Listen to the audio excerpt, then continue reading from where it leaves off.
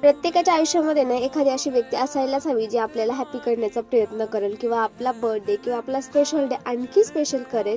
आता मी हे असं काम म्हणते, तुम्हाला हे बलून्स दिसत आहे, शेजारच्या विलामध्ये ना एक बर्थडे सेलिब्रेशन होत होतं आणि असंच बघितलं तर बर्थडे गर्ल जी होती ना किंवा ती लेडी होती ना, तिचं एज बहुतेक 50+ असेल आणि हे त्यांच्यासाठी ना बर्थडे सरप्राईज होतं, जे की त्यांच्या फॅमिलीने आणि फ्रेंड्सनी दिलं होतं.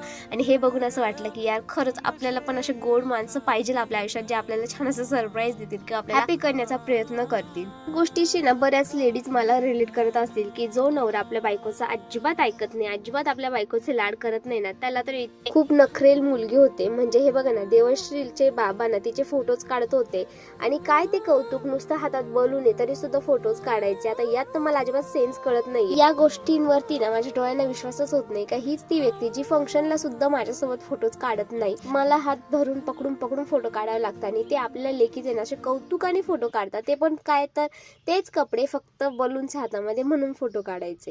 म्हणजे ह्या दोघांचा बॉन्ड बघून ना कधी कधी मला हसायला येतं आणि असं सुद्धा वाटतं की देवश्री ना बरोबर तिच्या बाबांकडून माझी भरपाई करून घेते. म्हणजे ते माझे लाड पुरत नाही पण बरोबर आपल्या पोरीच्या टावर नाचतात. आता जर तुमचं सुद्धा असंच असेल ना तर मला खाली कमेंटमध्ये सांगा. आपण भेटूया छानशा ब्लॉगमध्ये.